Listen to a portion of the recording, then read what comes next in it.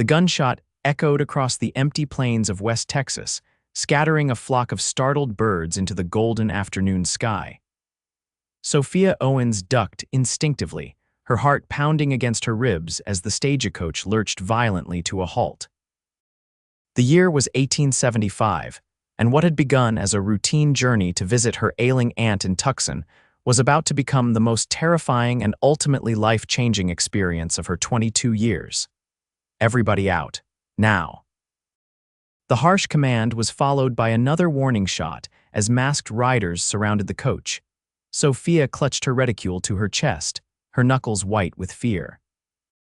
The other passengers, an elderly couple and a traveling salesman, exchanged panicked glances as the driver's voice called down in defeat. "Don't nobody try nothin' foolish. They got us covered from all sides." The door wrenched open, and Sophia found herself staring into the cold, gray eyes of a bandit whose lower face was covered by a red bandana. His hat was pulled low, casting shadows across his features, but there was no mistaking the dangerous intent in his gaze. "Ladies first," he said, the politeness of his words contradicted by the revolver in his hand. With trembling limbs, Sophia descended from the coach. The Texas sun beat down mercilessly, and dust swirled around her ankles as her boots touched the ground. She counted 5 bandits total, all mounted on horses that stamped impatiently as if sensing the tension in the air. Well, what do we have here?"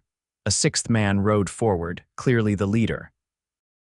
Unlike his companions, he wore no mask, displaying his weathered face and the jagged scar that ran from his right eye to the corner of his mouth.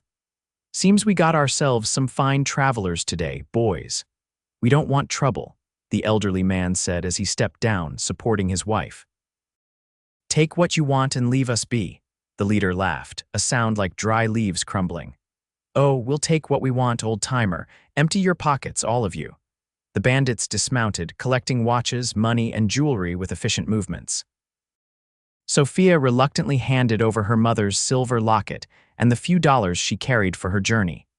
The leader watched the proceedings with casual interest until his gaze fell on Sophia. "You're a pretty one," he remarked, approaching her with slow, deliberate steps. "What's your name, girl?" Sophia lifted her chin, refusing to show the terror that threatened to overwhelm her. "That's none of your concern."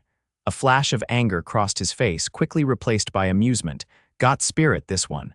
He turned to his men. "Change of plans, boys. We're taking more than valuables today." "Boss, we agreed," one of the masked men began. "Shut it, Hank," the leader snapped. "I make the decisions."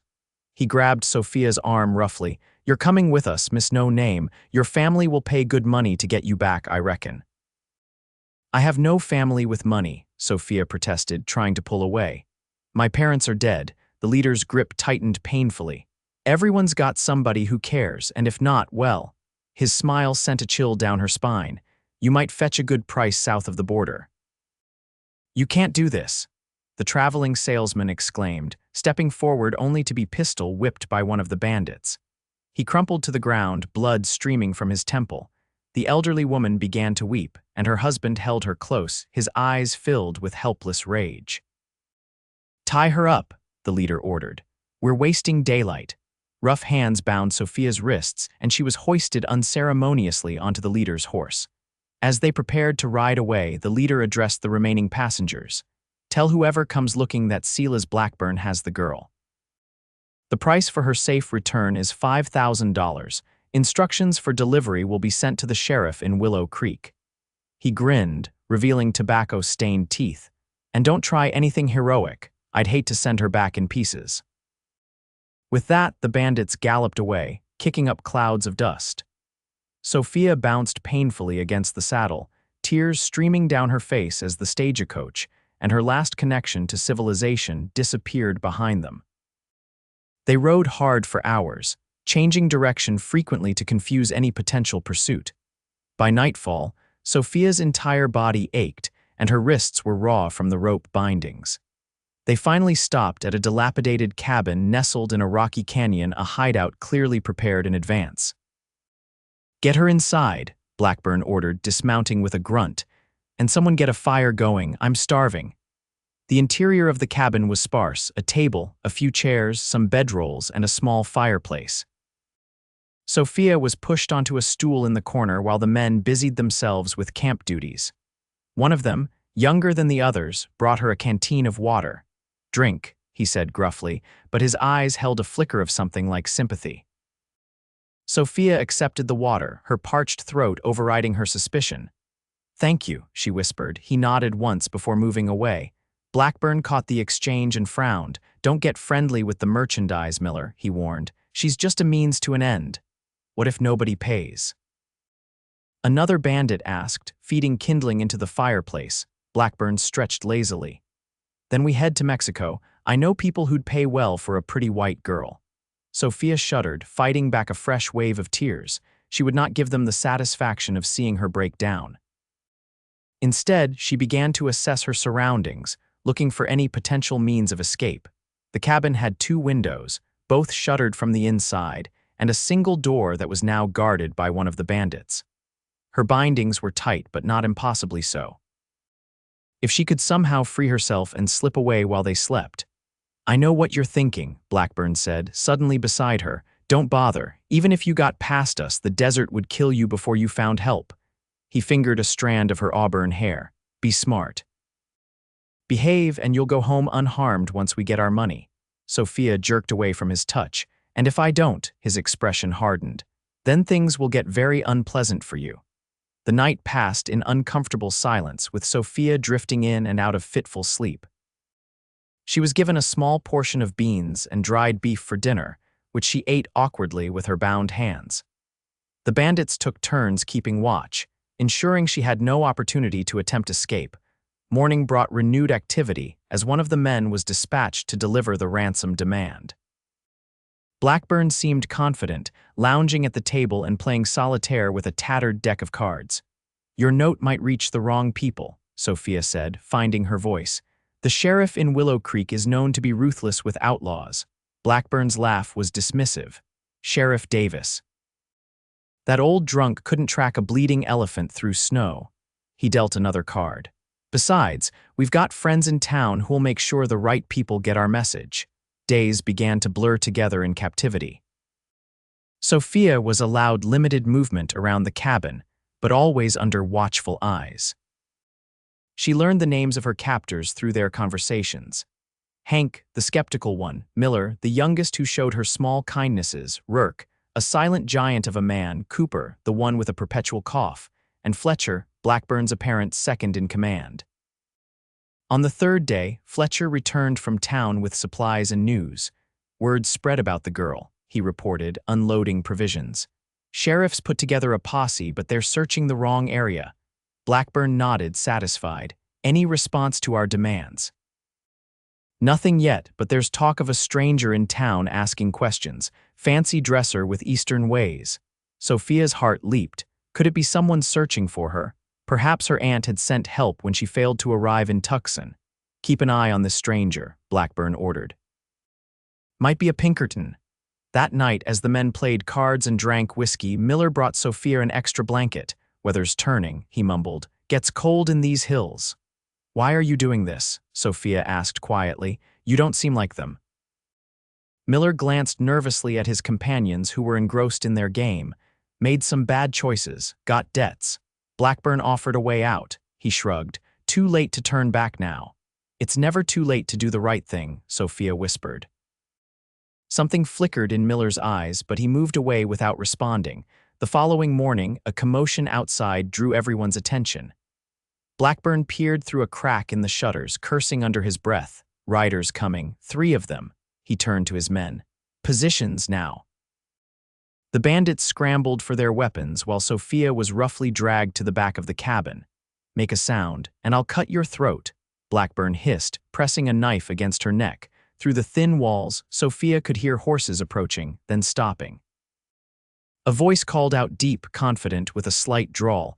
"Blackburn, I know you're in there. Let's talk business." "Who's asking?" Blackburn shouted back, keeping the knife at Sophia's throat. "Name's Zachariah Yates. I'm here about the woman." "You a lawman?" "No, sir. Just a man with money who wants to resolve this situation peacefully." Blackburn considered this, eyes narrowing. You got the 5,000, I do, plus a little extra for your trouble. The bandit leader exchanged glances with Fletcher, who nodded slightly. Show yourself, Yates. Hands where I can see them. Sophia heard movement outside, then the sound of boots on the wooden porch.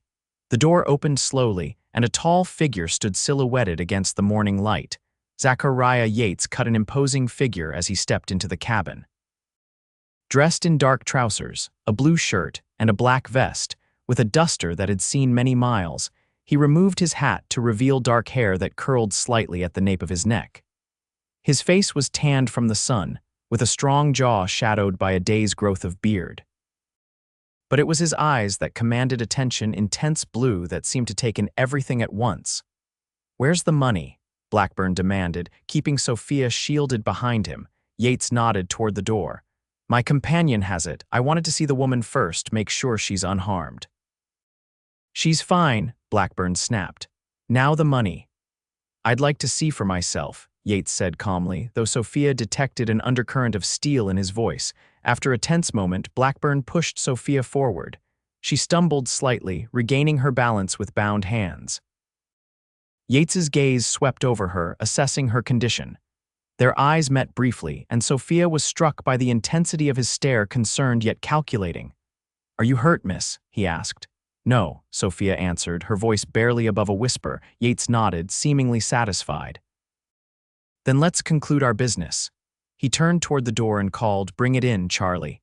A lean man with a weathered face entered, carrying a saddlebag. He set it on the table and opened it to reveal stacks of bills.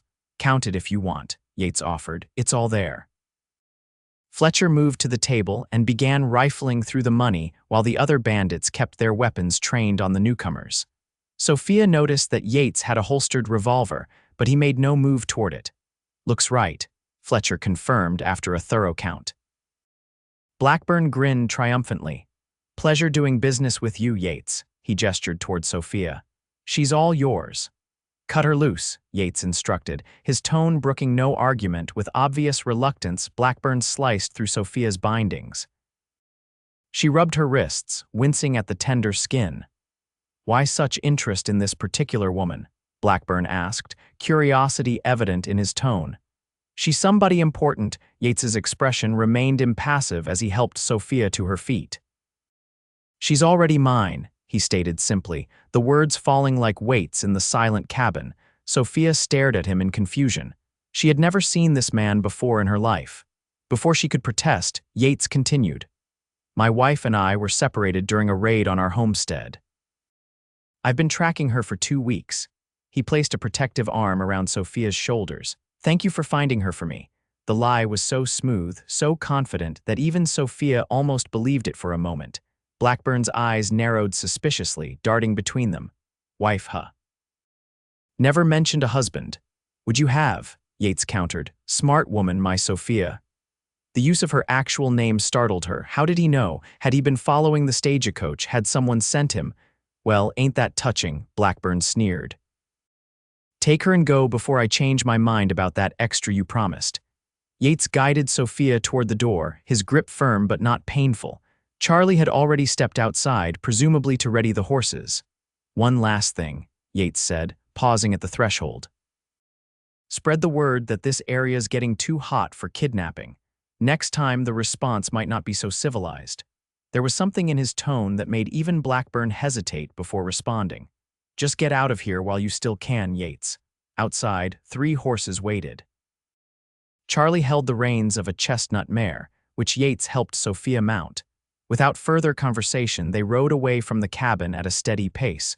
Only when they were well out of earshot did Yates speak. "Are you truly unharmed, Miss Owens?" "Yes," Sophia answered, still bewildered by the turn of events. "But how do you know my name? Who are you really?" "The explanation will have to wait," Yates replied, scanning the ridgeline behind them. "We're not safe yet. Blackburn isn't known for keeping his word." As if to prove his point, a distant shout echoed from the direction of the cabin, followed by the sound of horses being hastily mounted.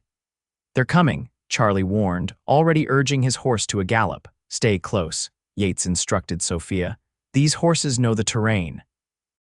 They thundered across the rocky landscape. taking a route that seemed deliberately complex through narrow passes, across shallow streams, and over ridges that offered momentary concealment. Sophia clung to her saddle, her body protesting after days of limited movement.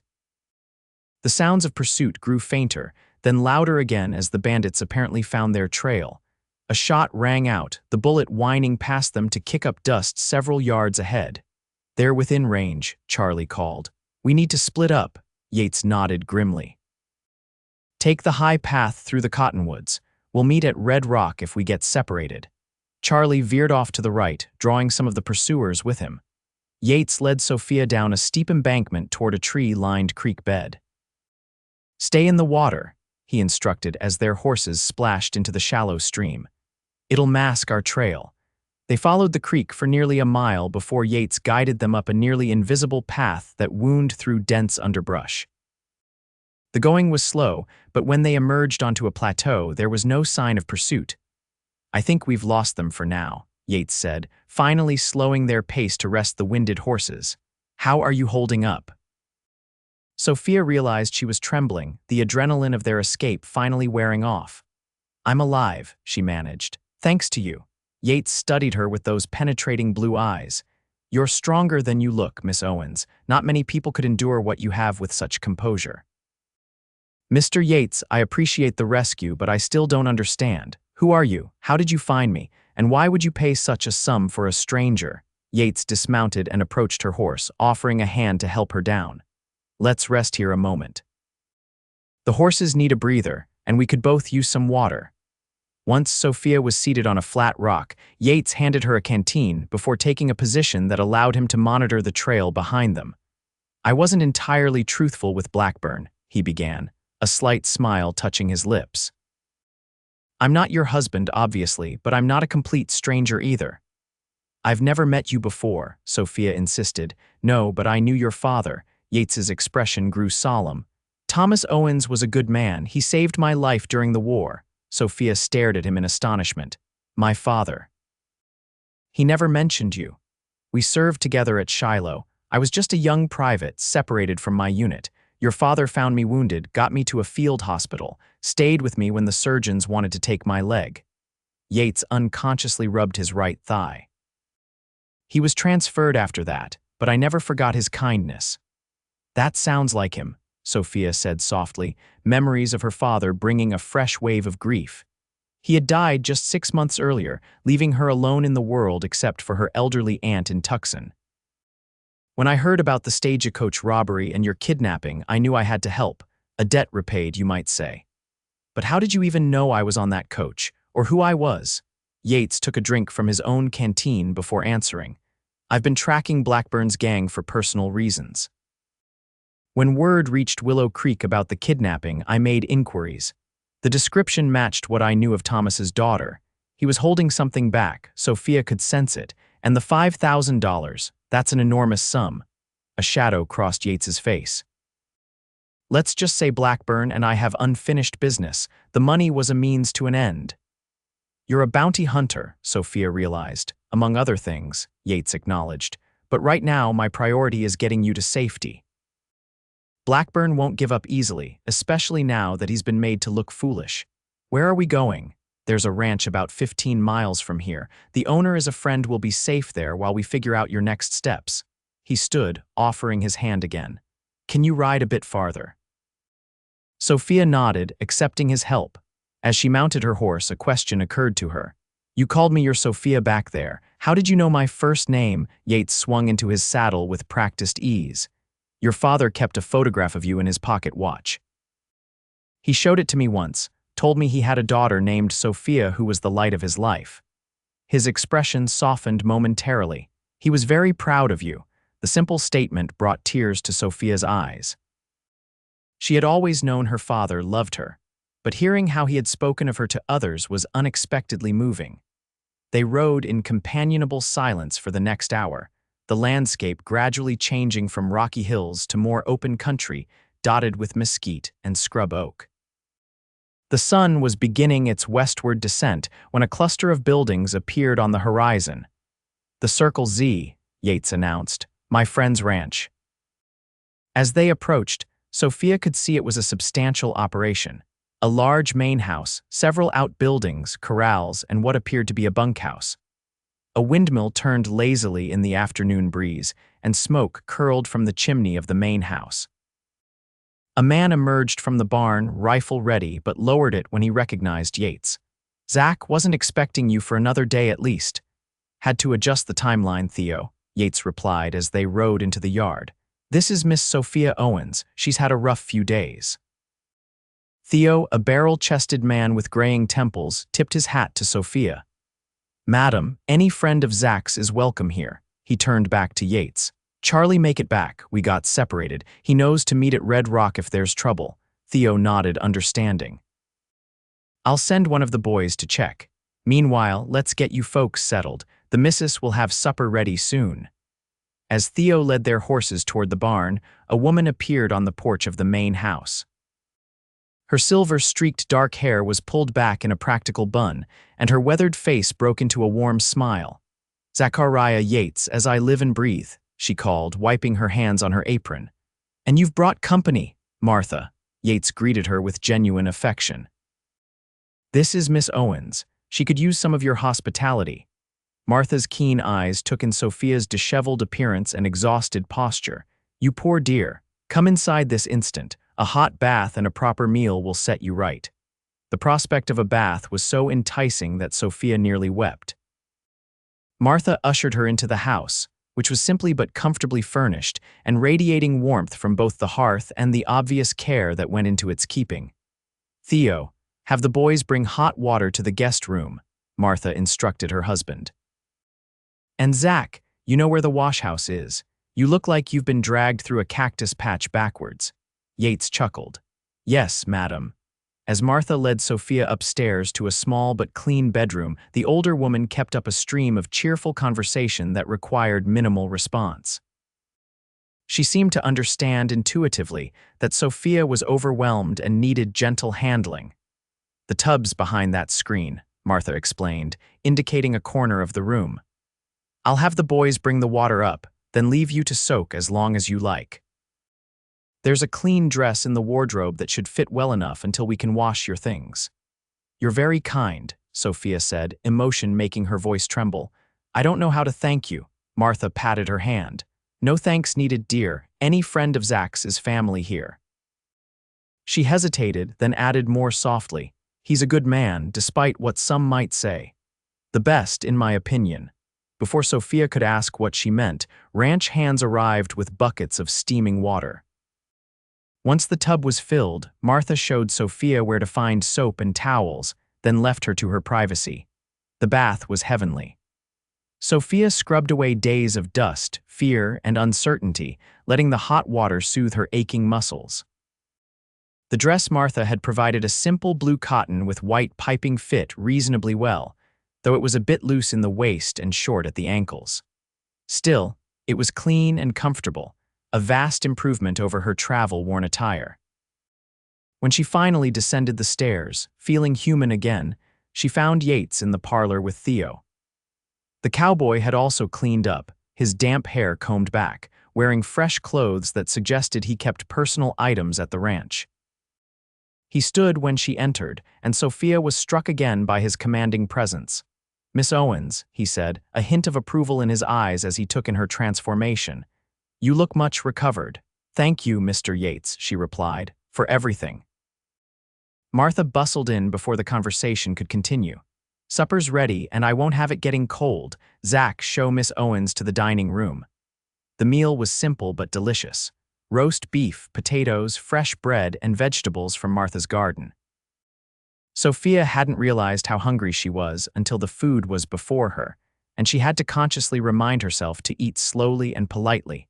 Conversation flowed easily among the small group. Theo and Martha clearly had a long history with Yates, treating him like family rather than a guest. They spoke of ranch matters, local news, and mutual acquaintances, carefully avoiding any mention of Blackburn or Sophia's ordeal. As they were finishing dessert, an apple pie that Martha apologized for despite its perfection, hoofbeats sounded in the yard. Theo rose, reaching for the rifle propped by the door, but Yates gestured for him to wait. That'll be Charlie, he said, cocking his head to listen. Single rider coming in slow. Sure enough, moments later, Charlie entered, dusty but unharmed. Lost him in the high country, he reported, accepting the plate Martha immediately prepared for him. Doubled back to make sure they weren't following you. Any sign of pursuit? Yates asked. Charlie shook his head. Not directly, but they're searching. Blackburn's mad as a stepped-on snake. He glanced at Sophia. Pardon the expression, madam. Will they find us here? Sophia asked, fear returning despite the sanctuary of the ranch house. Not likely, Theo assured her. The Circle Z is well defended, and we don't advertise Zach's connection to us. Most folks think he's just a hired hand who passes through occasionally. Which reminds me, Martha interjected. Sheriff Callaghan was asking about you last time he was out this way, Zach. Said something about a federal marshal making inquiries. Yates nodded, unsurprised. That would be Marshal Burke. We have an understanding. The cryptic response piqued Sophia's curiosity, but she sensed now wasn't the time for questions. After dinner, while the men retreated to the porch to smoke and discuss strategy, Martha showed Sophia to a small sitting room with a bookshelf. Thought you might like some quiet time, the older woman said kindly. Been quite an ordeal for you, I expect. It's still hard to believe it's over, Sophia admitted. Everything happened so fast. Martha hesitated, then sat beside Sophia on the small sofa. I know it's not my place to pry, dear, but what are your plans now? Do you have family waiting for you? I was traveling to Tucson to stay with my aunt when the stagecoach was attacked. She's my only remaining family, and I've never even met her in person. Sophia sighed. My father died 6 months ago. I sold our home in Kansas City to pay his debts and was starting fresh. I'm sorry for your loss, Martha said sincerely. Losing a parent is never easy, no matter your age. Mr. Yates said he knew my father during the war. Martha's expression softened. Did he now? That's more than he usually shares about his past.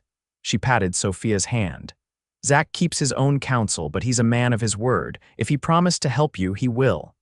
He didn't promise anything, Sophia pointed out. He rescued me, but I'm not his responsibility. That boy never does anything halfway, Martha said with a fond smile. Now you rest. We can talk more in the morning. Left alone with her thoughts, Sophia browsed the bookshelf, selecting a well-worn copy of David Copperfield. She had just settled in to read when a soft knock at the door announced Yates's presence. I hope I'm not disturbing you, he said, remaining in the doorway. Not at all, Sophia replied, setting the book aside. Please come in.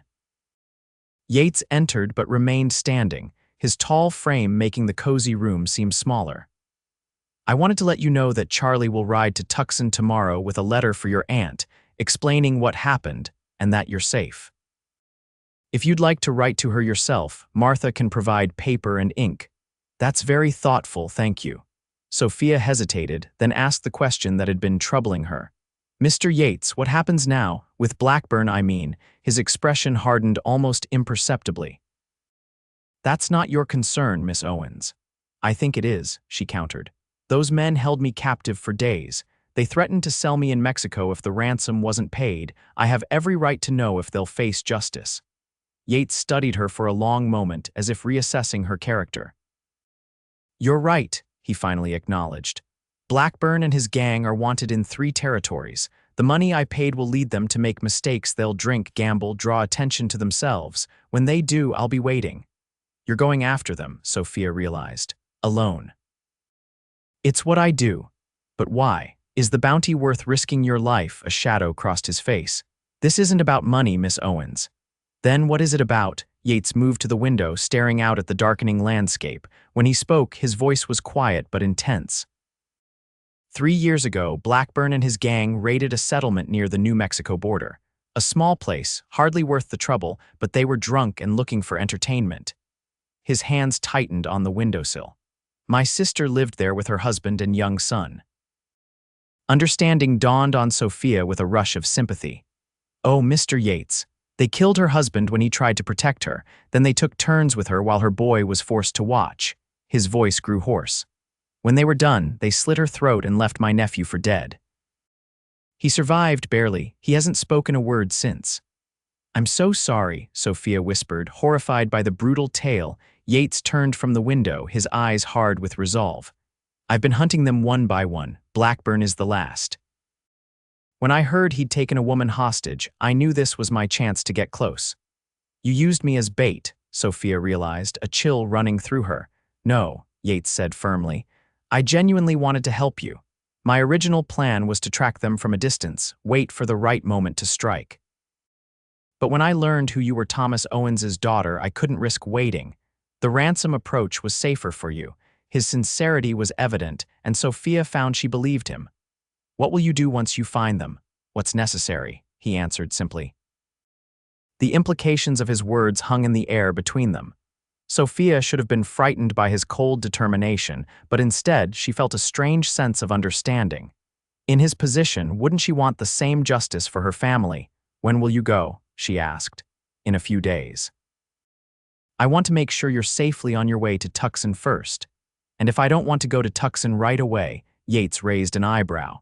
What are you suggesting, Miss Owens? Sophia wasn't entirely sure herself. All she knew was that the thought of parting ways with this enigmatic man filled her with an unexpected reluctance. I just mean, perhaps I could stay here a bit longer, to recover from my ordeal. Martha and Theo would welcome you for as long as you wish, Yates said carefully. But your aunt will be worried. Yes, of course. Sophia looked down, embarrassed by her transparent attempt to delay their separation. You're right, I should continue to Tucson as soon as possible. Yates studied her thoughtfully. The next stagecoach passes through in 5 days. That would give you time to rest and prepare for the journey, if that suits you. Yes, Sophia agreed, relieved at the compromise. That would be perfect. Then it's settled. He moved toward the door, then paused. Good night, Miss Owens. Good night, Mr. Yates. As he turned to leave, Sophia added impulsively, and thank you again. Not many men would have done what you did today. A ghost of a smile touched his lips. Get some rest. You're safe now. After he left, Sophia returned to her book, but found herself reading the same paragraph repeatedly, her mind filled with thoughts of Zachariah Yates and the complexities beneath his stoic exterior. The next morning dawned clear and bright. Sophia woke feeling more rested than she had in days, the comfort of a real bed and the security of the ranch house having granted her untroubled sleep. She dressed in her own clothes, which Martha had washed and pressed, and made her way downstairs. The kitchen was a hive of activity. Martha supervised a young woman introduced as Alina, the cook's daughter, in preparing breakfast while simultaneously packing supplies for Charlie's journey to Tucson. Good morning, dear, Martha greeted Sophia warmly.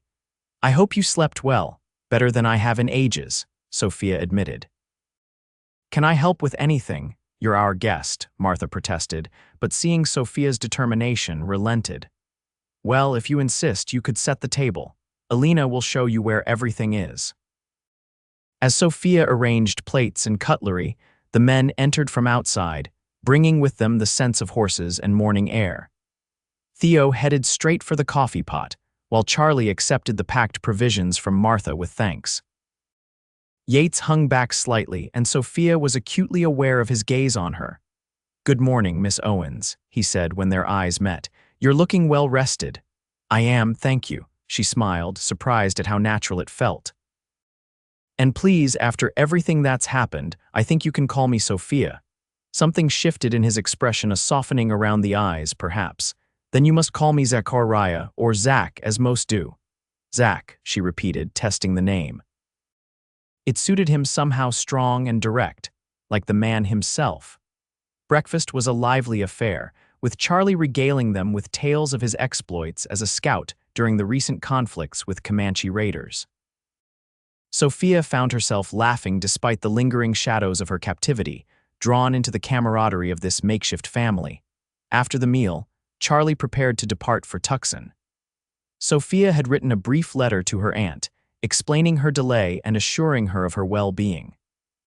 As Charlie mounted his horse, Zach approached him with final instructions. Ride careful, he advised. Blackburn might have men watching the main trails. I know how to stay invisible, Charlie assured him with a grin. Been doing it since before you were born, kid. Zach clapped him on the shoulder. Godspeed, old man. As Charlie rode away, Sophia felt a mixture of relief and apprehension. Her message was on its way to her only family, yet the circumstances that had brought her to this place were far from resolved. "What now?" she asked, turning to Zach. "Now," he replied, "we wait, and while we wait, we keep you safe." The days that followed established an unexpected rhythm. Sophia, unwilling to be idle, found ways to make herself useful around the ranch. She helped Martha with household tasks, learning about preserving food and managing a frontier home. In the afternoons, she often sat on the porch with a book from Theo's modest library, enjoying the peace of the open landscape. Zach maintained a watchful presence, often joining her on the porch with a cup of coffee, their conversations gradually extending beyond pleasantries. She learned that he had been born in Tennessee, had fought for the Union despite his Southern roots, and had worked as everything from a cattle driver to a deputy marshal before becoming a bounty hunter. "How did you end up at the Circle Z?" she asked on the third afternoon, genuinely curious about his connection to Theo and Martha. Zach's gaze turned distant. "After the war I was lost, drinking too much, taking risks I shouldn't have, ended up shot during a bar fight in El Paso. Theo found me bleeding in an alley, brought me here instead of letting me die like I probably deserved." "I doubt that," Sophia said gently. He shrugged. "Martha nursed me back to health. Theo put me to work once I could stand. They gave me purpose when I had none." His expression softened with genuine affection. "They never had children of their own. I think they adopted strays like me as substitutes. They clearly think the world of you. The feeling's mutual." He took a sip of coffee, then changed the subject. "Tell me about your father." "What was he like after the war?" Sophia smiled at the memories. "Quieter than before, but still kind. He never talked much about what he'd seen, but sometimes I'd find him staring at nothing, lost in thought. He taught at the local school literature and history. The children adored him." "He had a way about him," Zach agreed. "A calm strength that made you believe things would turn out right, even when the odds said otherwise." "Yes, exactly," Sophia said, touched by his understanding. "I miss him terribly." "What about your mother?" "She died when I was 12. Influenza." Sophia traced the rim of her teacup. "Father never remarried, though many widows in town would have welcomed his attention. He said once that some loves can't be replaced." Zach nodded, his expression thoughtful. "A wise man." On the fourth day, Theo announced that he needed to ride into town for supplies and news. "Want to come along, Zach? Might hear something useful." Zach hesitated, glancing at Sophia. "I shouldn't leave nonsense," Martha interrupted. "The ranch is well guarded, and no one knows Miss Sophia is here. Besides, Alina and I have plans for a baking day, and you men would just be underfoot."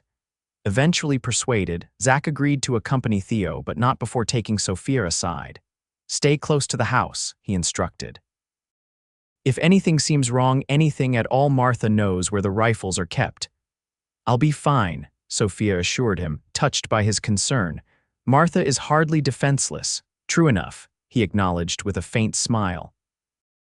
"That woman could probably face down Blackburn's entire gang, armed with nothing but a rolling pin." After the men departed, Sophia joined Martha and Alina in the kitchen, where preparations for a massive baking effort were underway. The women worked companionably, with Martha sharing stories of her early days on the ranch.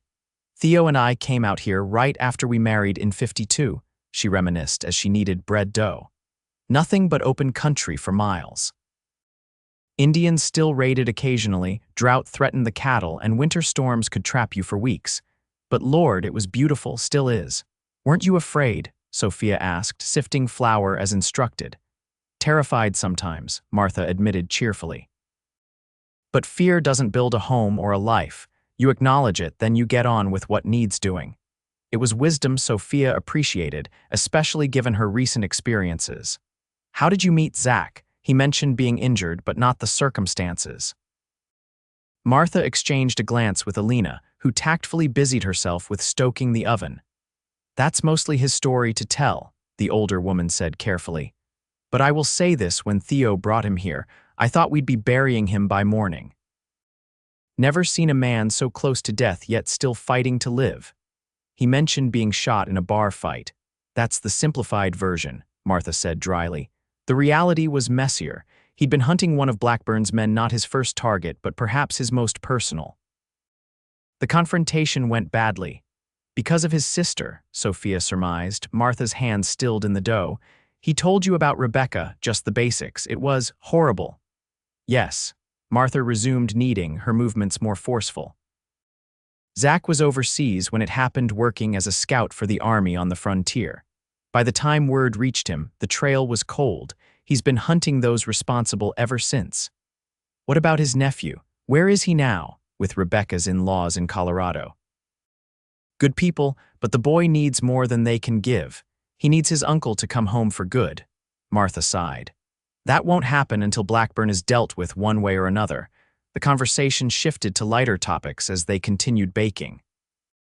By late afternoon, the kitchen was filled with the mouth-watering aromas of fresh bread, pies, and cookies. Sophia found the domestic activity soothing, a reminder of normal life after the chaos of her kidnapping. As dusk approached, Martha began to fret about Theo and Zach's delayed return.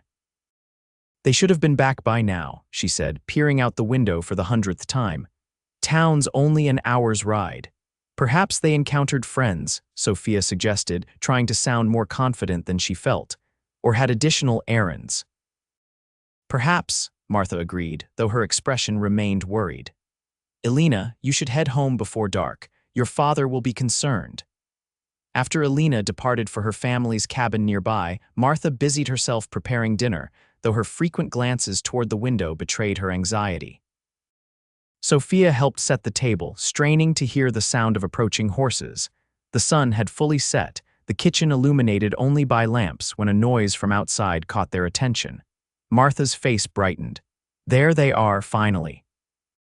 She moved toward the door, but Sophia caught her arm, suddenly uneasy. Wait, something's not right. What do you mean, dear? Listen, Sophia whispered. Too many horses. Martha's expression shifted from confusion to alarm as she registered the sound of multiple riders approaching the house. She moved swiftly to a cabinet, extracting a shotgun and checking that it was loaded. Upstairs, she instructed Sophia in a low, urgent voice. Second bedroom on the right has a false panel behind the wardrobe. Hide there and don't come out unless you hear my voice or Theo's.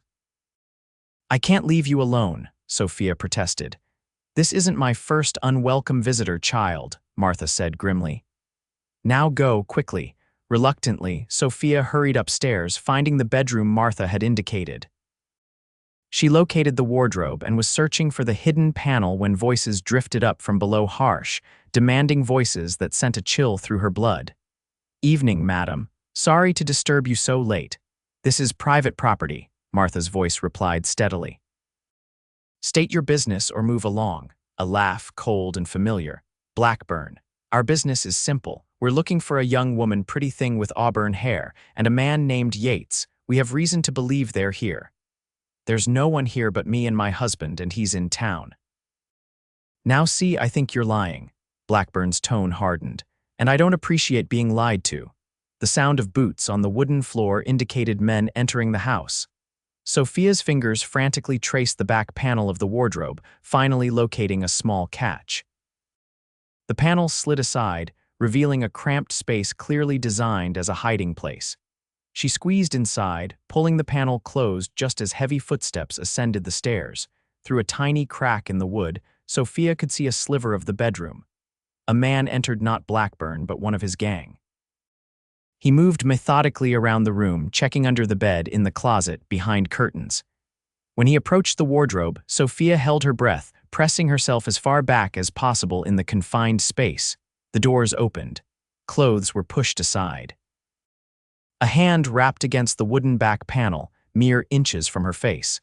After what felt like an eternity, the doors closed again, and the man left the room. Sophia remained frozen in her hiding place, straining to hear what was happening downstairs. Muffled voices, the occasional crash of furniture being overturned. Then Martha's voice, stronger now, angry. You've seen for yourself, there's no one here. Now get out before my husband returns with the sheriff. Your husband won't be returning tonight, madam, Blackburn's voice replied with mock politeness.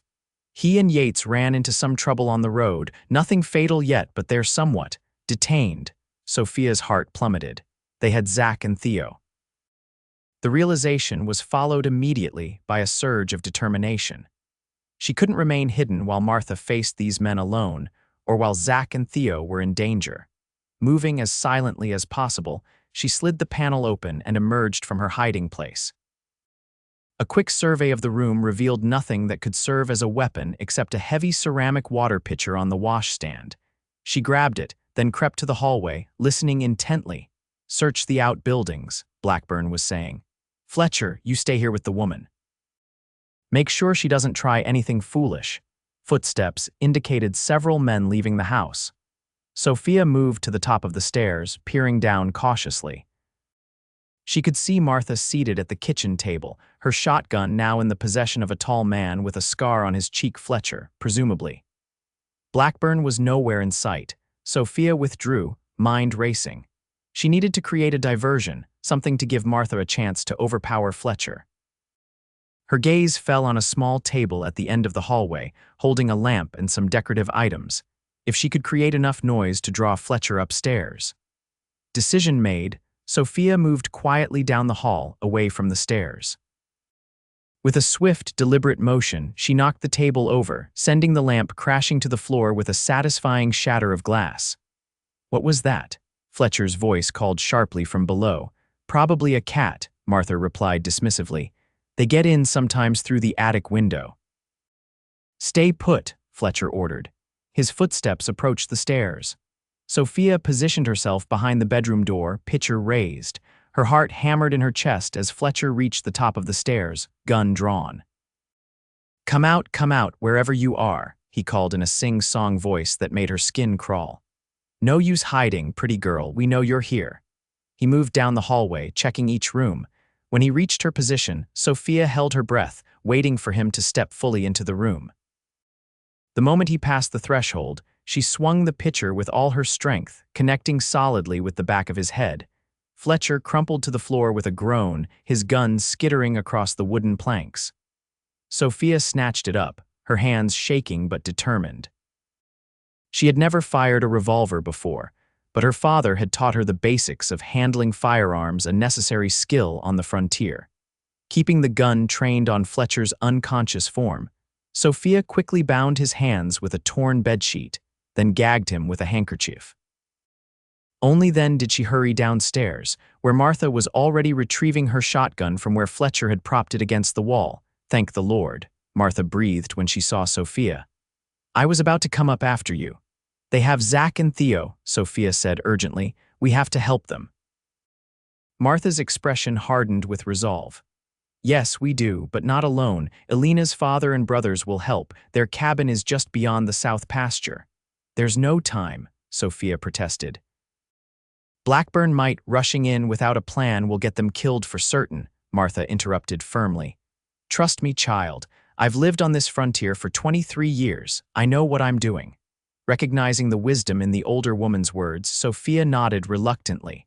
"What's the plan?" "First, we secure this one properly," Martha said, nodding toward the stairs. "Then I'll signal Elena's family with the warning bell. After that, we prepare for a fight." They worked quickly, dragging the still unconscious Fletcher to the root cellar and securing him more thoroughly. Martha then led Sophia to a small bell tower attached to the back of the house, a relic from the early days when Indian raids were common, used to summon help from neighboring homesteads, 3 long rings, followed by 2 short ones. "They'll understand," Martha explained, returning to the house.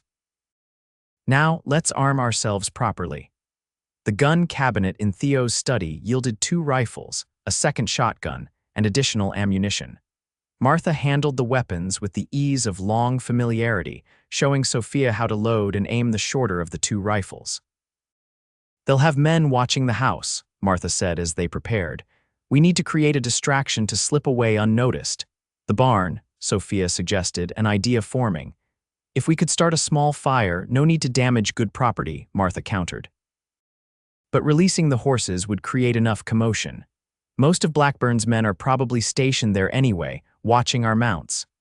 While they discussed strategy, a soft tap at the kitchen door startled them. Martha approached cautiously, shotgun ready, then relaxed as a whispered voice identified the visitor as Alina's brother, Miguel. The young man slipped inside, his expression grave. "We saw the signal," he said without preamble. "Father and my brothers are circling around to approach from the north." "What has happened?" Martha quickly explained the situation. Miguel nodded, his dark eyes serious. "We know where they would take prisoners, the old line shack by Cottonwood Creek. It is defensible with good visibility." "How many men does Blackburn have?" Sophia asked. "I counted 8 riders approaching the ranch," Miguel replied. "But 2 remain here watching the house. The others must have taken your men to the line shack." A plan quickly took shape. Miguel would return to coordinate with his family, positioning them to surround the line shack. Meanwhile, Martha and Sophia would create a diversion to deal with the watchers at the ranch, then follow on horseback. "Be careful," Martha warned as Miguel prepared to leave. "Blackburn is dangerous, especially when cornered." "As are we all, Senora," the young man replied with a grim smile. "As are we all."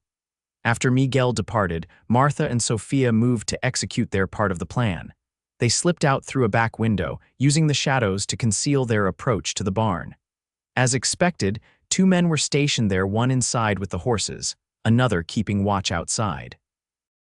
Martha gestured for Sophia to circle around to the rear entrance while she approached from the side, shotgun ready. The timing needed to be perfect. If either man raised an alarm, Blackburn would be warned of their approach. Sophia moved silently through the darkness, her heart pounding but her hands steady on the rifle. She reached the back door of the barn without incident, pausing to listen. Inside, she could hear someone moving around, occasionally speaking softly to the horses. The plan was for Martha to create a distraction, drawing the outside guard's attention while Sophia dealt with the man inside. She waited, counting seconds that felt like hours, until a sudden crash from the far side of the yard signaled Martha's move. The man inside the barn reacted immediately. "Pete, what was that?" When no answer came, he moved toward the front entrance, gun drawn. Sophia seized the moment, slipping inside and positioning herself behind a stack of hay bales. As the man reached the doorway, she called out, "Don't move." He froze, then began to turn slowly. Well, well. The little lady herself. In the dim lantern light, Sophia recognized Hank, one of the bandits who had held her captive. His eyes narrowed as he assessed her stance and the rifle in her hands. "You won't shoot," he said confidently. "Never killed a man before, have you? It's harder than you think." "I don't want to shoot you," Sophia admitted, "but I will if you force me to. Now drop your gun." Hank seemed to consider his options, his gaze shifting slightly to something behind her. The warning tingled up Sophia's spine. A moment too late, someone else was in the barn. A rough hand clamped over her mouth as an arm locked around her waist, pulling her backward. The rifle was wrenched from her grasp before she could fire. "Thought you could be clever, did you?" A voice growled in her ear. "Pete, presumably. Blackburn's gonna be real pleased we caught you." Sophia struggled, but the man's grip was like iron. Hank approached, grinning maliciously as he retrieved his own weapon. "Where's the old woman?" he demanded. As if in answer, a shotgun blast roared from outside, followed by a pained shout.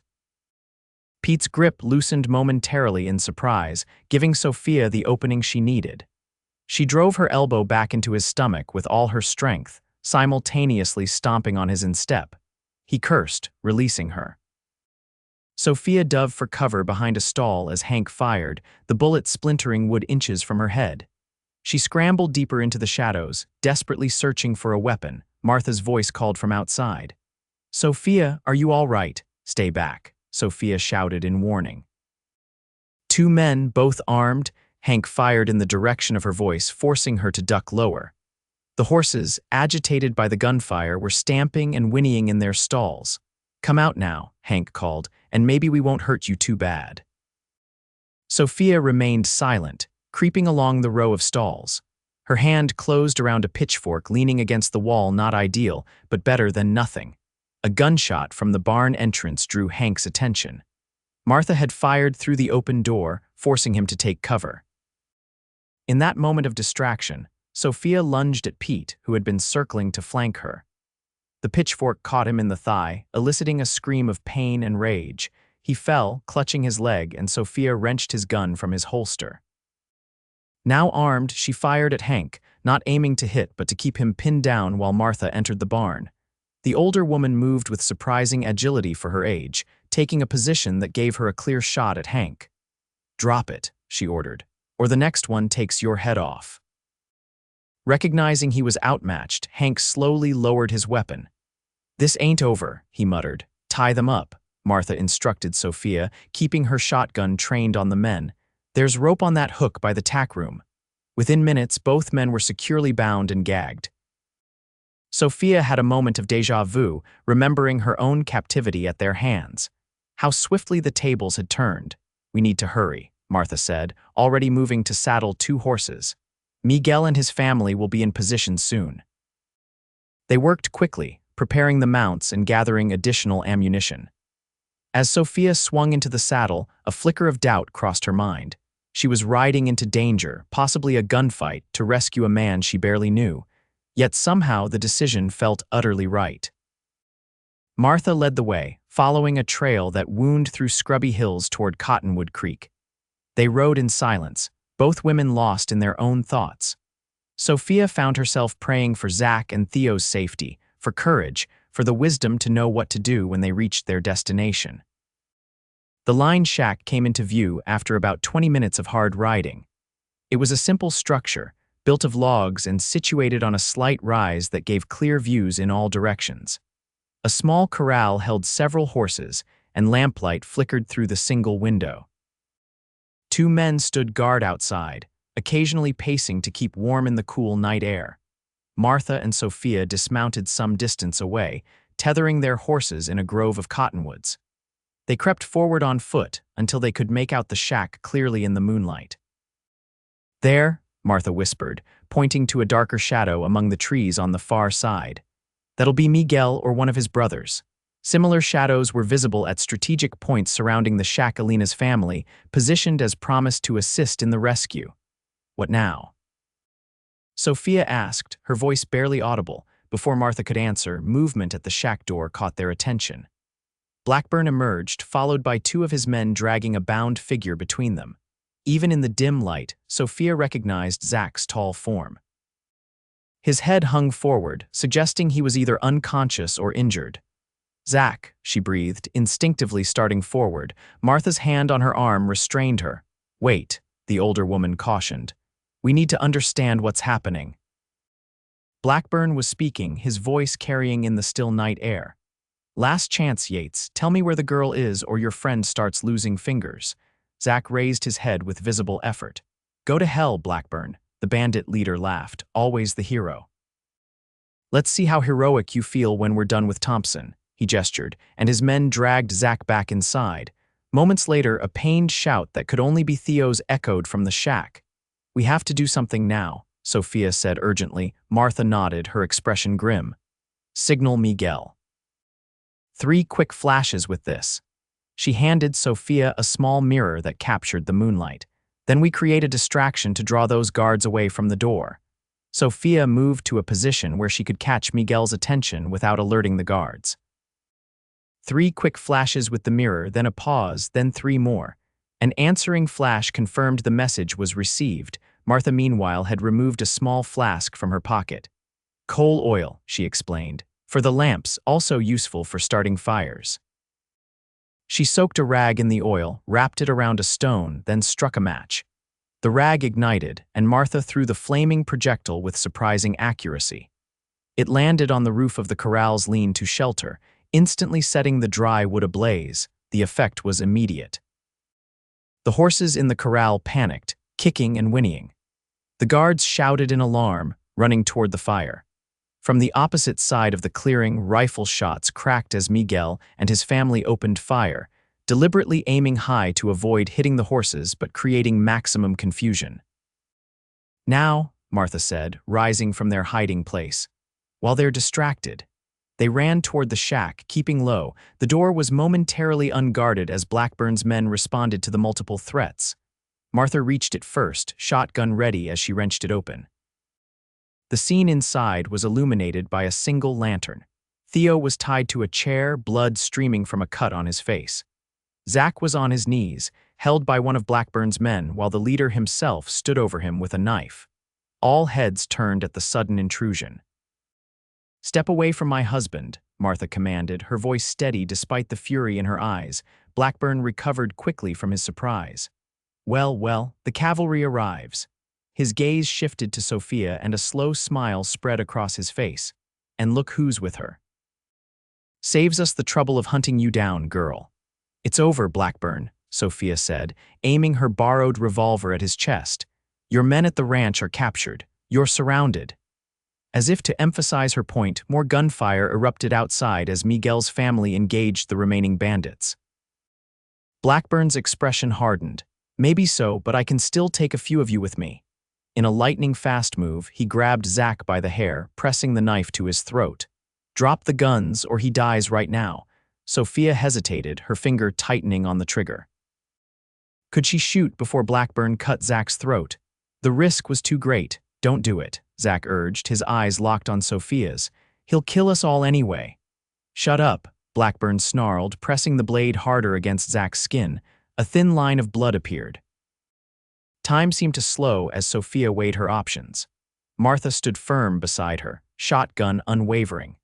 The bandit holding Zach looked increasingly nervous, his gaze darting between the women and the sounds of conflict outside. In that moment of indecision, Zach made his move. With a sudden backward thrust of his head, he smashed his skull into Blackburn's face. The bandit leader staggered, his grip on the knife loosening. Zach rolled aside as Martha fired, the shotgun blast catching the second bandit squarely in the chest. Blackburn recovered quickly, lunging for his fallen knife. Sophia fired without conscious thought, the bullet striking him in the shoulder. He howled in pain but continued his desperate scramble for the weapon. Zach, despite his bound hands, managed to kick the knife away. He struggled to his feet, positioning himself between Blackburn and Sophia. "It's finished, Silas," he said, his voice rough with emotion. "For Rebecca, for all the others." Blackburn's face contorted with rage and pain. "You think this changes anything? You're still the same failure who couldn't protect his own sister." He spat blood. "She begged, begged so prettily while my men took turns with her." With a roar of anguish, Zach launched himself at Blackburn, knocking him to the floor. Bound as he was, it was an uneven fight, but fury lent him strength. They grappled violently, rolling across the rough wooden planks. Sophia moved to help Theo, quickly cutting his bonds with Blackburn's discarded knife. "Are you badly hurt?" she asked urgently. "Nothing that won't heal," the rancher assured her, though his face was pale with pain. "Help Zach." But as Sophia turned back to the fight, she saw that Zach had gained the upper hand. Despite his tied hands, he had managed to pin Blackburn to the floor, knees on the outlaw's chest. "Go ahead," Blackburn taunted, blood bubbling from his lips. "Kill me. Show the girl what kind of man you really are." Zach's expression was terrible to behold, grief, rage, and the weight of 3 years' pursuit all visible in his features. His bound hands found Blackburn's throat, tightening with grim purpose. "Zach," Sophia called softly, "don't."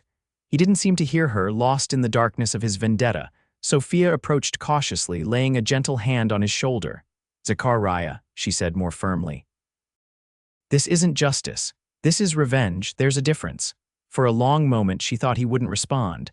Then, with a shuddering breath, Zach released his grip on Blackburn's throat. The outlaw gasped, coughing as air rushed back into his lungs. "Weak," Blackburn wheezed. "Always were." "No," Zach said, rising to his feet as Martha cut his bonds, strong enough to choose justice over vengeance. He looked at Sophia, something like wonder in his eyes. "Thank you." Outside, the gunfire had ceased. Miguel appeared at the door, rifle ready. "The others are captured or fled," he reported. "Is everyone all right?" Theo, now supported by Martha, nodded wearily. "Thanks to these 2 brave women, and you and your family, of course." "What about him?" Miguel asked, gesturing toward Blackburn, who remained on the floor, clutching his wounded shoulder. "He'll stand trial," Zach said firmly, "for all his crimes, including the murder of my sister and her husband." The ride back to the Circle Z was slow, accommodating Theo's injuries and the need to guard their prisoners. By the time they reached the ranch, dawn was breaking over the eastern hills. painting the landscape in soft gold and rose. Martha immediately took charge of tending to Theo's wounds, which proved to be painful but not life-threatening. Miguel and his brothers secured the captured bandits in the root cellar until the sheriff could be summoned from town. Sophia found herself on the porch, watching the sunrise with a cup of hot coffee that Alina had pressed into her hands. The events of the night seemed almost dreamlike now, though the occasional twinge from her bruised ribs reminded her that it had all been very real. Footsteps alerted her to Zach's approach. He had washed and changed, but exhaustion lined his face, along with dark bruises from his confrontation with Blackburn. "May I join you?" he asked, indicating the space beside her on the porch swing. "Of course." They sat in comfortable silence for a while, watching the light strengthen across the land. Finally, Zach spoke. "Thank you for stopping me." Sophia glanced at him. "You would have regretted it." "Yes," he agreed softly. "I've spent 3 years tracking those men, imagining what I'd do when I finally caught up with Blackburn. In the end, I almost became what I was hunting." "But you didn't," Sophia pointed out. "When it mattered most, you chose differently." He met her gaze, his blue eyes searching. "Because of you." The simple statement hung between them, loaded with meaning that neither was quite ready to address. Sophia looked away first, sipping her coffee. "What happens now?" she asked. "With Blackburn, I mean. The territorial marshal will come for him. There's enough evidence to hang him 10 times over." Zach's voice held certainty rather than satisfaction. "It's over, finally. And what about you? What will you do now that your hunt is finished?" It was the question that had been hovering in her mind since the confrontation at the line shack. This man had entered her life so suddenly, saved her from captivity, and somehow become important to her in ways she couldn't fully articulate. Yet his mission was complete. What reason did he have to remain in her life? Zach seemed to consider the question carefully. "My nephew needs me. I've been away too long, chasing ghosts instead of helping the living." He hesitated, then added more softly, "But there are other considerations now." "What considerations?" Sophia asked, her heart quickening despite her effort to remain composed. Zach set his coffee cup aside, turning to face her fully. "Sophia, I've lived the past 3 years with only one purpose. Now that it's accomplished, I should feel relief, completion. Instead, I find myself thinking about the future for the first time since Rebecca died." His gaze held her steadily. "A future that, quite unexpectedly, I find myself hoping might include you." The directness of his statement took her breath away. "You barely know me," she managed. "I know enough," he replied simply. "I know you're brave, compassionate, and stronger than you realize. I know you faced down armed men to save people you'd only just met. I know that when you look at me, I feel something I thought was long dead in me." "And what is that?" Sophia asked, her voice barely above a whisper. "Hope," Zach said. "The possibility of happiness." He reached for her hand, his touch gentle despite the calluses that spoke of a hard life. "I'm not asking for promises, only a chance, to see if what I feel, what I hope you might also feel, could grow into something lasting." Sophia looked down at their joined hands, then back to his face. In his eyes, she saw vulnerability beneath the strength, loneliness behind the self-reliance. This man who had risked everything to save her was now offering something far more precious than a rescue. He was offering his heart. "I'm supposed to go to Tucson," she said slowly. "My aunt is expecting me, I know." Zach's thumb traced small circles on her palm. "And I would never ask you to abandon your family, but perhaps I could accompany you there, ensure your safe arrival." A ghost of a smile touched his lips. "After all, the roads can be dangerous." Sophia felt an answering smile tug at her own mouth. "Very dangerous. A lady could certainly use protection." "And afterward," Zach continued cautiously, "if you were amenable, I could return after settling matters with my nephew. Visit, perhaps, get to know each other properly." The sun had fully risen now, bathing the porch in warm light. In that golden moment, Sophia made her decision. She leaned forward and pressed a gentle kiss to Zach's cheek. "I would like that very much," she said softly. The look of joy that transformed his weary face was worth every moment of terror she had endured. Before he could respond, the kitchen door opened, and Martha emerged, drying her hands on her apron. "Breakfast is ready," she announced, surveying them with poorly concealed interest. "If you two can tear yourselves away from whatever important conversation you're having," Zach chuckled, rising to his feet and offering Sophia his hand. "Never wise to keep Martha waiting when food is involved." "I heard that, young man," Martha called over her shoulder as she returned inside. As they followed her into the house, Zach paused, his expression growing serious once more. "Just so we're clear, Miss Owens," he said quietly, "I meant what I said to Blackburn that first day. In my heart, you were already mine from the moment I saw you." The simple honesty of his declaration warmed Sophia more than the morning sun. "Then I suppose," she replied with a smile, "that we were already each other's before we even knew it." 5 days later, Sophia and Zach stood on the porch of the Circle Z, their bags packed for the journey to Tucson. The territorial marshal had come and gone, taking Blackburn and his captured men to face justice. Theo was recovering well from his injuries, already insisting on supervising ranch operations from a chair on the porch. "You'll write as soon as you reach Tucson." Martha fussed, adjusting Sophia's shawl unnecessarily. "And you'll remember the recipe for apricot preserves I gave you." "I'll write immediately," Sophia promised, embracing the older woman. "And I've memorized every recipe. Thank you for everything, Martha." "Nonsense," Martha said gruffly, though her eyes were suspiciously bright. "Your family now, both of you." Theo shook Zach's hand firmly. "Don't be a stranger, son. This is still your home whenever you need it." "I know," Zach replied, emotion evident in his voice. "We'll be back." "That's a promise." The stagecoach was waiting in town, and Charlie had ridden ahead to secure their passage. As they mounted their horses for the short journey, Sophia took one last look at the ranch that had become a sanctuary in the most unexpected way. "Ready?" Zach asked, drawing his horse alongside hers. Sophia nodded, her heart full. "Ready." The journey to Tucson passed without incident, though Zach remained vigilantly watchful, his protective instincts undiminished by Blackburn's capture. They traveled by stagecoach, sharing the cramped space with a missionary couple and a land surveyor, all of whom were fascinated by the sanitized version of their meeting that Zach and Sophia provided. "Rescued from bandits," the missionary's wife exclaimed. "How terrifying that must have been, my dear." "I was fortunate that Mr. Yates happened to be nearby," Sophia replied diplomatically, exchanging a private smile with Zach. Their arrival in Tucson brought a tearful reunion with Aunt Harriet, a formidable widow whose frail appearance belied a sharp mind and iron will. She welcomed Sophia with genuine affection, then fixed Zach with an appraising stare. "So you're the man who saved my niece," she declared. "And paid a considerable ransom to do so, I understand." "Yes, madam," Zach confirmed, standing straight under her scrutiny. Aunt Harriet nodded decisively. "Then you'll stay for dinner at the very least, I insist." Dinner extended to an invitation to use the guest room, which in turn led to Zach remaining in Tucson for nearly 2 weeks.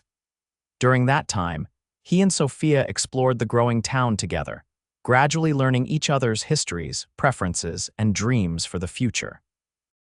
Zach spoke more fully of his sister, sharing happy memories rather than focusing solely on her tragic end. Sophia told him about her childhood in Kansas City, her father's dedication to education, and her own hopes of perhaps becoming a teacher one day. "You'd be wonderful with children," Zach observed as they walked through the town plaza one evening. "Patient but firm, just the right combination." "I've had some practice," Sophia admitted. "I assisted at my father's school occasionally. My nephew needs a teacher," Zach said carefully. "He doesn't attend the local school. His grandparents have tried, but—" He trailed off, his expression troubled. "Because he doesn't speak," Zach nodded. "He understands everything. He can read and write beautifully, but since that night, not a word." "The local schoolmaster has little patience for such peculiarities as he calls them." "That's shameful," Sophia said, indignant on behalf of a child she had never met. "Every child deserves an education, regardless of their challenges." Zach's expression softened as he looked at her. "You continue to amaze me, Sophia Owens." The day of Zach's departure for Colorado arrived too quickly. They stood at the stage depot, the bustle of travelers around them providing a thin veneer of privacy for their farewell. I'll return within a month, Zach promised, holding both her hands in his. Sooner if I can arrange it. I'll be here, Sophia assured him. Give your nephew my best wishes. I will. He hesitated, then reached into his pocket. I have something for you, a token to remember our promise. He pressed a small object into her palm, a silver locket, simple but elegant. It was Rebecca's, he explained quietly. One of the few things I have left of her. I think she would want you to have it. Sophia was speechless, deeply moved by the significance of the gift.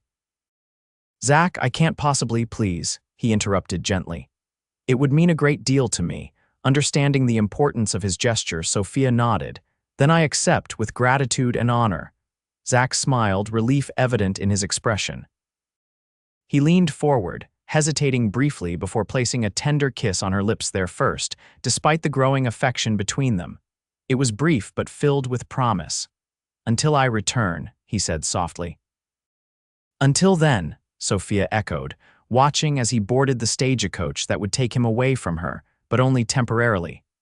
The month of separation passed both too slowly and too quickly. Sophia settled into life with Aunt Harriet, helping with household tasks and accompanying her aunt to various social functions where she was introduced to Tucson society. Several young men expressed interest in the new arrival, but Sophia's thoughts remained fixed on Zach. Letters arrived regularly, detailing his journey to Colorado and his reunion with 8-year-old Samuel, his nephew. Zach wrote of the boy's progress, his intelligence, and his evident loneliness despite his grandparents' devoted care. He asks about you, one letter revealed.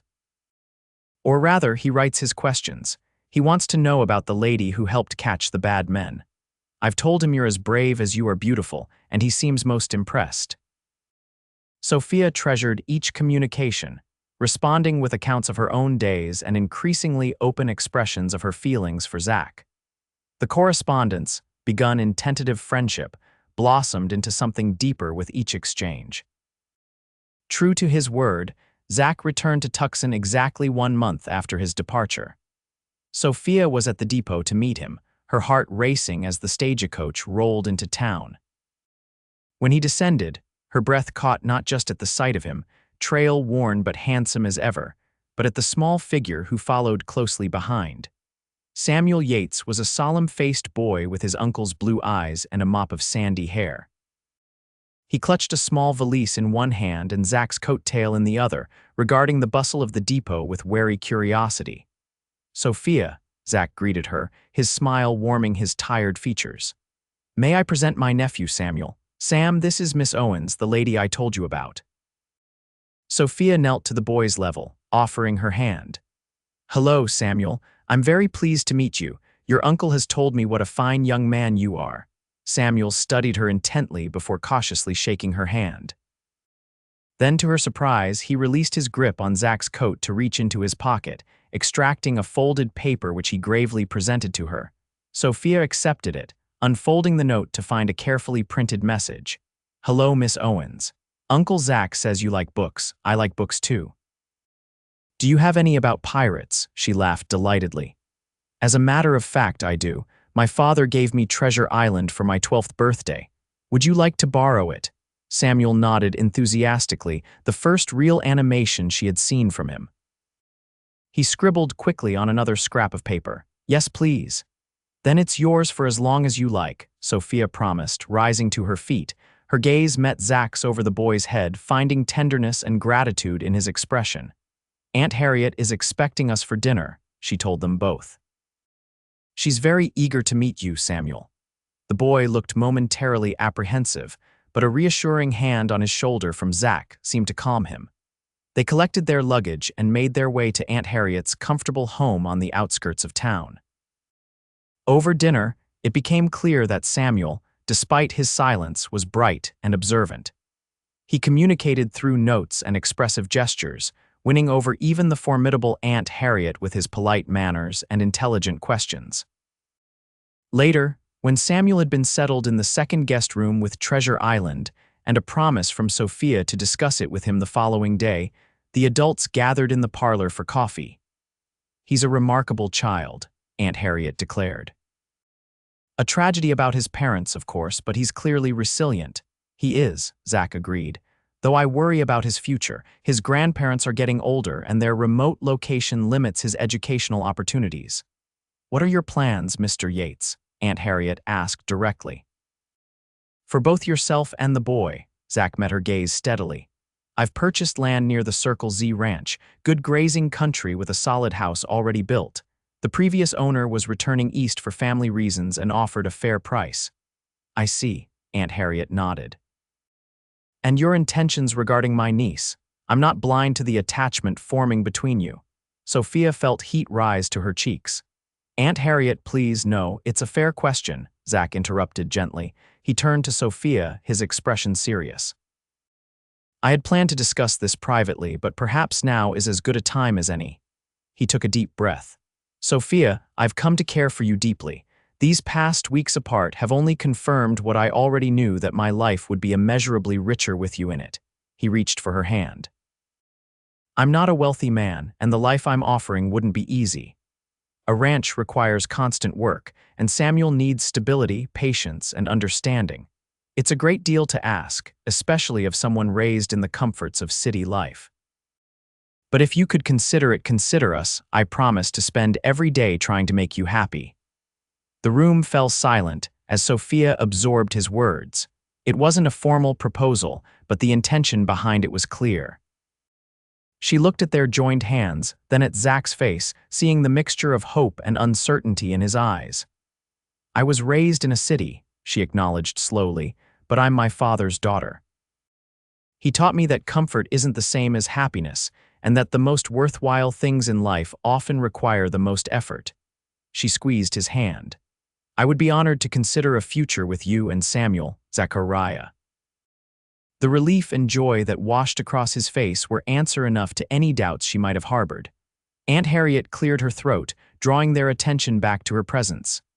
Well, that's settled then, she said briskly, though her eyes twinkled with approval. Now, Mr. Yates, tell me more about this ranch of yours. I assume it has adequate room for visitors. I'm quite fond of my niece and would expect to see her regularly. The conversation turned to practical matters, but underneath the discussion of ranch features and travel arrangements, a current of excitement ran through Sophia. The path ahead was uncertain, but the companions for the journey were now clear. The following weeks passed in a whirlwind of activity. Zach divided his time between preparing the ranch and courting Sophia properly, with Aunt Harriet's somewhat amused supervision. Samuel blossomed under Sophia's gentle attention, gradually emerging from his shell to reveal a curious, intelligent boy with a quiet sense of humor. 1 month to the day after their arrival in Tucson, Zach formally proposed marriage, presenting Sophia with a modest ring that had belonged to his mother. They were married 2 weeks later in a small ceremony at Aunt Harriet's home, with Samuel serving as best man and proudly presenting the rings when prompted. The journey to their new home was filled with both excitement and trepidation. Sophia had visited once briefly with Zach to approve the purchase, but had yet to see the improvements he had been making in preparation for their arrival.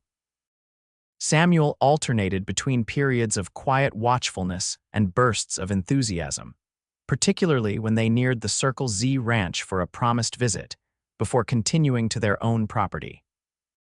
Martha and Theo welcomed them warmly, marveling at the changes in Samuel since they had last seen him and treating Sophia as the daughter they had never had.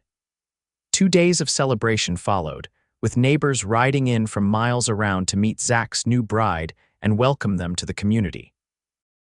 On the 3rd day, Zach drove their wagon the final 5 miles to their own ranch, the new Circle Y, as he had named it in a nod to both his surname and the Circle Z that had played such a pivotal role in their story. As they crested the last hill, the ranch came into view, a sturdy 2-story house painted white with green shutters, surrounded by outbuildings, corrals, and rolling pastureland that stretched to distant hills. A small stream wound through the property, lined with cottonwoods that provided welcome shade. "Welcome home," Zach said softly as the wagon rolled into the yard. Sophia took in the scene, noting the fresh paint, the carefully tended garden, the rocking chairs on the porch, all evidence of Zach's efforts to create not just a functional ranch but a home for their new family. "It's beautiful," she said sincerely, her heart full.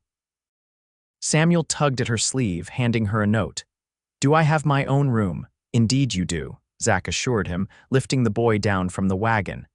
"And it has a special surprise. Why don't you go see while I help Sophia with the luggage?"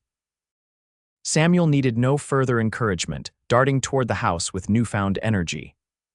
Zach helped Sophia down from the wagon, but instead of releasing her hand, he pulled her gently into his arms. "Having second thoughts?" he asked, only half joking. "It's not too late to return to civilization." Sophia smiled, raising a hand to touch his cheek. "This is exactly where I want to be." He kissed her then, a proper kiss without the restraint of their courtship or the audience of their wedding. When they finally parted, both breathless, a small sound from the porch caught their attention. Samuel stood watching them, a hint of a smile on his usually solemn face. He held up a new note. "I like my room, thank you." The surprise, Sophia later discovered, was a small desk equipped with writing materials, books, and a window seat overlooking the countryside, a perfect study space for a boy who communicated through writing and loved to read.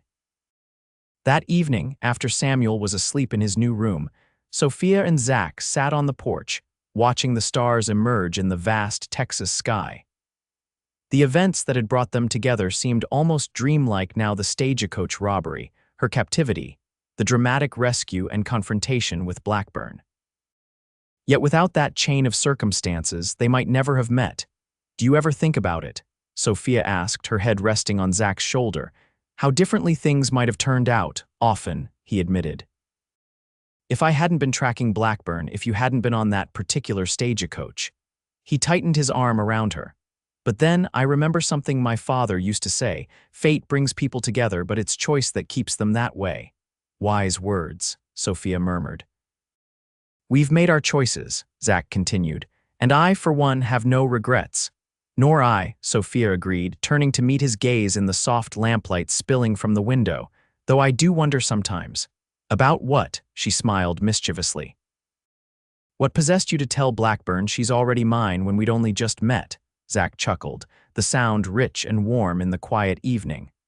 "Honestly, it was tactical, the surest way to establish my claim and get you out of there safely."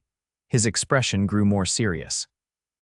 "But even then, something about you called to me, as if some part of me recognized you, though we'd never met." "I felt it too," Sophia confessed. "Even through my fear and confusion, something familiar, right." He kissed her temple tenderly. "Perhaps that's the true meaning of fate, not that our meeting was predetermined, but that when it happened, we were ready to recognize each other." They sat in companionable silence as the night deepened around them, secure in the knowledge that whatever challenges lay ahead, they would face them together, a family forged in extraordinary circumstances, but sustained by the most ordinary and powerful of emotions: love.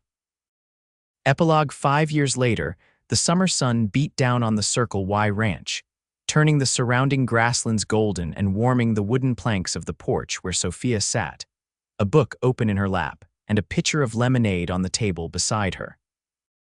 From the corral came the sounds of Zach's voice, patient and encouraging, as he instructed Samuel in the finer points of breaking a young horse. At 13, Samuel had grown tall and strong, the image of his uncle in both appearance and manner. Though he still did not speak, his silence no longer defined him. He communicated confidently through writing, gestures, and a modified sign language that Sophia had helped develop. The traumatized boy was now a capable young man, respected throughout the community for his horsemanship and gentle way with animals. The ranch had prospered under Zach's careful management.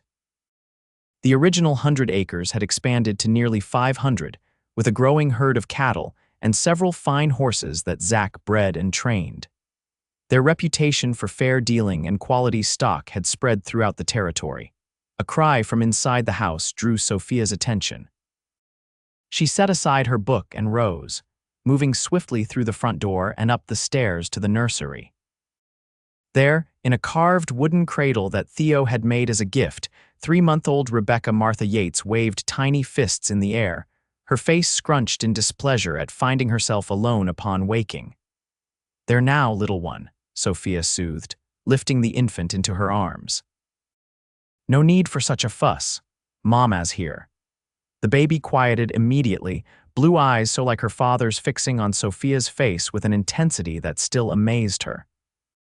This tiny miracle, named for the aunt she would never meet and the woman who had helped bring her parents together, had completed their family in ways Sophia had never imagined possible. Footsteps on the stairs announced Zach's arrival. He appeared in the doorway, his face lighting up at the sight of his wife and daughter.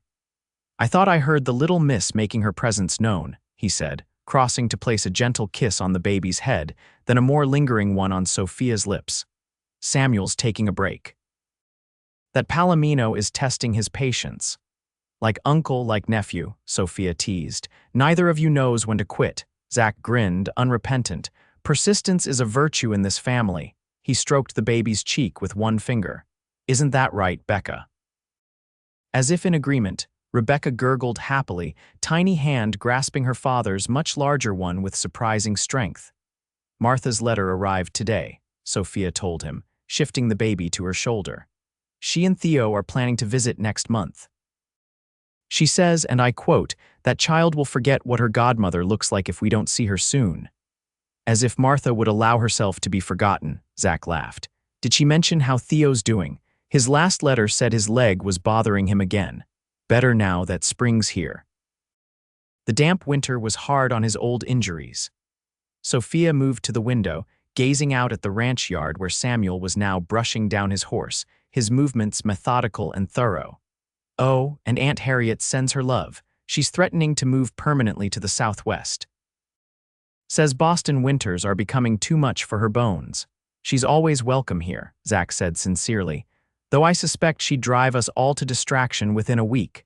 2 weeks at least," Sophia corrected with a smile. "She's mellowed with age." They stood together at the window, watching Samuel work, the baby contentedly nestled between them. The scene was so different from their first meeting, danger replaced by peace, fear by security, uncertainty by confidence in their shared future. "Do you ever regret it?" Zach asked suddenly.